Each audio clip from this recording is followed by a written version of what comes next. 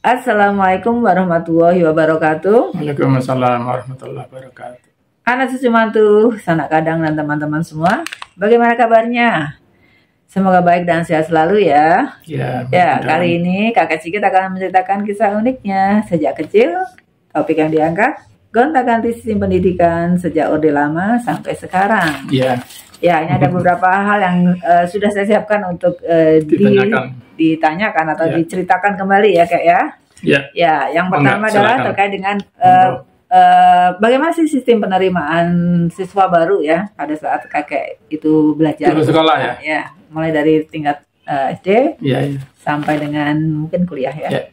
Kalau saya dulu yang saya alami ketika SD itu yang boleh masuk SD itu kalau kita diukur gini. Jadi ini tangan ini dikasinin. Nah, kalau ini sudah nyampe ke telinga, nah itu boleh masuk SD. Dulu gitu. Begitu. Ya, karena waktu itu kan hampir semua orang nggak punya akte kelahiran. Bukan umur ya, bukan berdasarkan umur. Nah, ya umur kan harusnya umur, tapi kan waktu itu belum pada punya akte kelahiran kan orang itu ya. Waktu saya kecil tuh, saya termasuk saya nggak punya akte kelahiran. Itu SD. Kalau SMP itu, kalau SMP negeri, itu SMP negeri ya bisa diterima semua waktu itu. Tetapi sayangnya nggak ada SMP negeri di kecamatan-kecamatan. SMP negeri adanya hanya di kota, kabupaten. Saya tinggal di kecamatan, jadi nggak ada SMP negeri waktu itu, belum ada. Jadi kita sekolah ke SMP swasta, semuanya swasta. Nah, kalau SMP swasta yang terbaik, yang paling bermutu itu kita pakai ini nilai apa namanya? Nilai ujian. Karena saya SD itu ujian nasional terakhir waktu itu. Dulu ujian nasional itu waktu saya belum lahir sampai dengan tahun 71 pas saya SD kelas 6 itu ada ujian nasional. Nah kemudian tidak ada lagi, nggak tahu sampai tahun berapa ya, 80 berapa. Nah saya terakhir itu jadi saya pakai nilai ujian nasional untuk daftar ke SMP yang baik. Ya, jadi kalau kita tidak punya nilai yang baik, kita akan masuk ke SMP yang apa namanya yang kurang baik kualitasnya. Ya. Kemudian SMA saya juga masih sama di waktu itu SMA negeri itu belum ada di kecamatan-kecamatan tahun 70. Tadi saya cerita masuk SD 66 ya, tahun SMP 72. Kemudian masuk SMA itu 75. Ya. Jadi di situ kalau masuk SMA itu belum ada SMA negeri.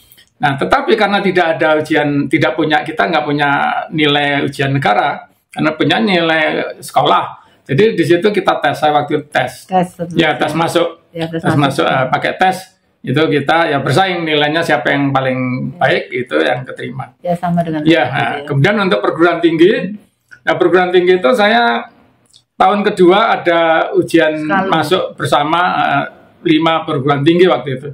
Jadi sebelum saya itu perguruan tinggi mengadakan ujian itu masing-masing. Nah, masing-masing itu berakibat bahwa seorang calon itu bisa diterima di lebih dari satu perguruan tinggi. Nah, kemudian dia kan melepaskan, dia hanya masuk ke satu perguruan tinggi yang dia terima, yang dia pilih, yang lain dia nggak jadi.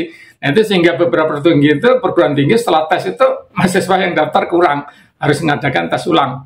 Nah, dengan demikian terus diadakan kerjasama apa namanya Skalu waktu itu.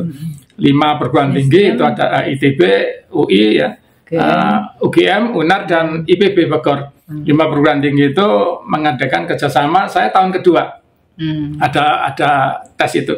Dan tes itu adanya hanya di kota-kota tempat perguruan tinggi itu. Jadi saya waktu itu saya tes milik ke ITB, tapi saya daftarnya di kampus UNAR. Tesnya juga, kalau tesnya di SMA 5 di Surabaya. Jadi lokasi tesnya di Surabaya, di Bandung, di Jogja, dan Jakarta, dan Bogor. Semua alumni SMA itu boleh memilih kota salah satu itu. Itu. Nah kalau sekarang kan udah macam-macam tesnya masuk itu. Ya, kalau dari sistem penerimanya seperti itu tadi ya. Sesuai dengan jenjang-jenjang dan tahun kapan waktu itu kakek? Ya, yang saya alami seperti itu waktu itu. Yang dialami ya. Nah sekarang pembayarannya, apakah sudah gratis? SPP, ya. Kalau sebenarnya begini, kalau kita bicara tentang ongkos ya, pendidikan itu kan bukan hanya SPP ya, banyak yang lain. Nah kalau banyak yang lain itu kalau SPP-nya saja memang tidak gratis. Saya tidak pernah mengalami SPP gratis. Tetapi waktu saya sekolah sejak SD, SMP, SMA sampai kuliah itu tidak ada uang tambahan. Hanya waktu kuliah itu ada uang praktikum. Ada tambahan uang praktikum dan ada uang kegiatan non kurikuler. Tapi tidak besar jumlahnya. Dan SD, SMP, SMA sampai kuliah itu bayar. SPP tapi tidak ada uang tambahan, tapi bayarnya relatif murah. Ya saya waktu lulus SMA itu kalau dirupiahkan sekarang itu SPP-nya sebulannya Rp100.000. Tapi Rp100.000 itu tidak ada bayar apa-apa sama sekali lagi. Itu di ITB? Enggak, di SMA. Di SMA. Ya, yang saya ingat SD, SMP saya lupa berapa. Begini, jadi zaman dulu itu uang itu stabil. Ya dari waktu saya kecil sampai saya dengan SMA lulus sampai lulus kuliah itu $1 itu adalah Rp100. 1 yen itu Rp1. Dan itu tidak berubah apa sampai saya ngalami 20 tahun itu tidak berubah. Jadi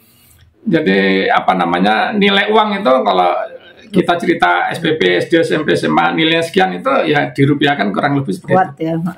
Kalau waktu kuliah saya masuk ITB itu kalau dirupiahkan dengan sekarang itu satu semester itu kurang lebih dirupiahkan sekarang itu Rp1.800.000 dengan uang sekarang. Lebih murah dibanding. Ya jauh lebih murah dibanding sekarang. Ya, kemudian kalau jam sekolahnya gitu, saat SD berapa jam sekolah rata-rata ya? Jam sekolah. Ya, kalau jam sekolah itu santai. Kalau SD, SMP, SMA itu dulu itu santai.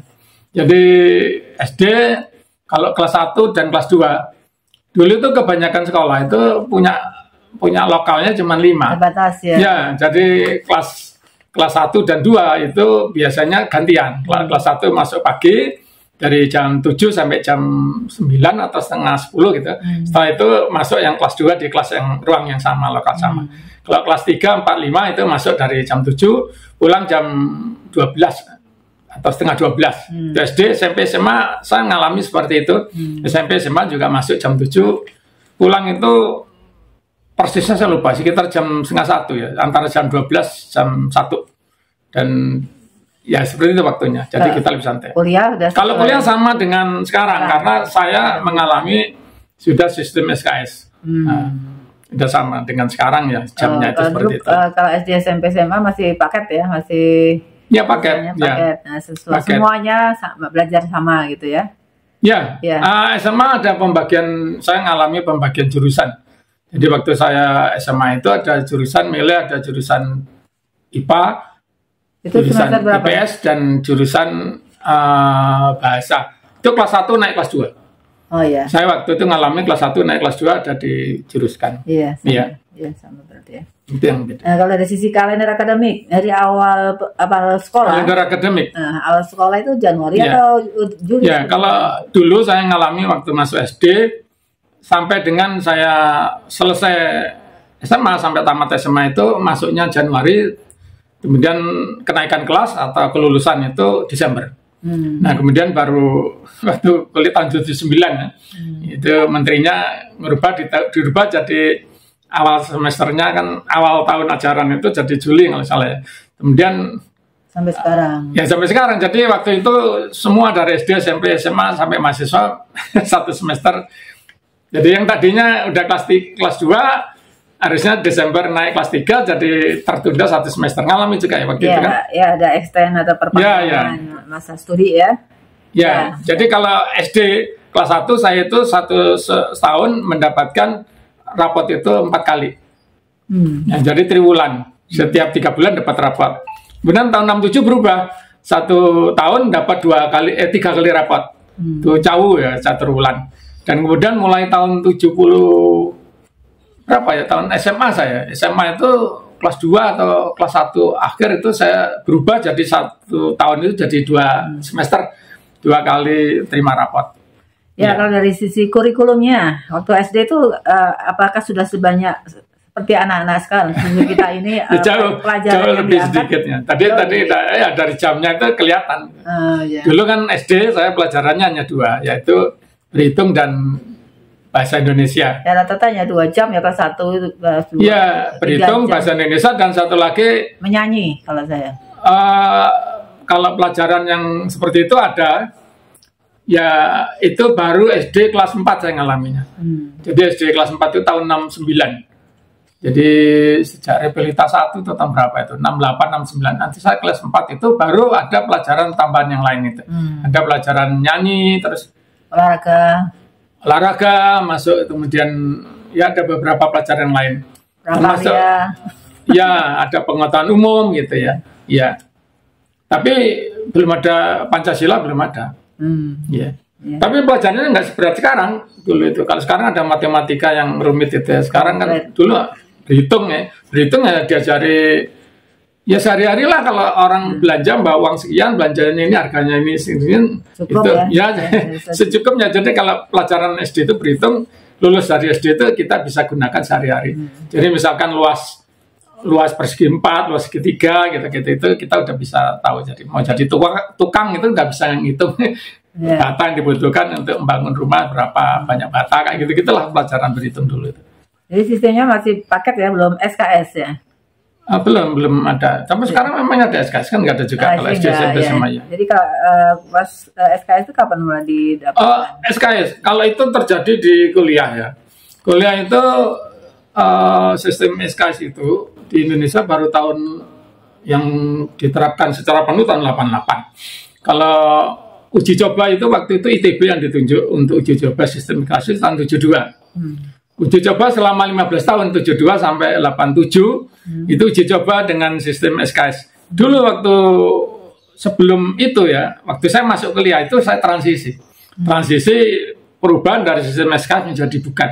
Nah pada waktu sebelum sistem SKS itu mahasiswa itu bisa kuliah itu 30 tahun atau 20 tahun lulus nggak ada masalah. Nggak ada sistem DO, nggak ada. Ya, nggak ada sistem drop out. Jadi mahasiswa itu bisa. Saya ingat saya wisuda, waktu saya wisuda, saya itu angkatan masuk tahun 78. Itu ada mahasiswa kan dari NIM-nya dibaca apa itu? NRP dulu itu nomor pokok mahasiswa. Sekarang NIM ya, nomor induk. Nomor pokok mahasiswa atau nomor induk mahasiswa itu kelihatan tahunnya masuk dia itu tahun 51. Beda 28 tahun dengan saya itu udah lulusnya wisuda bareng saya. Karena dulu dia masuk belum pakai sistem SKS. Nah, sistem SKS itu menyebabkan mahasiswa harus mengambil paket sekian SKS dalam waktu maksimal sekian tahun, kalau enggak dia dikeluarkan. Gitu. Ada positifnya ya. Ya, jadi saya mengalami transisi. Jadi transisi ya korbannya memang angkatan saya.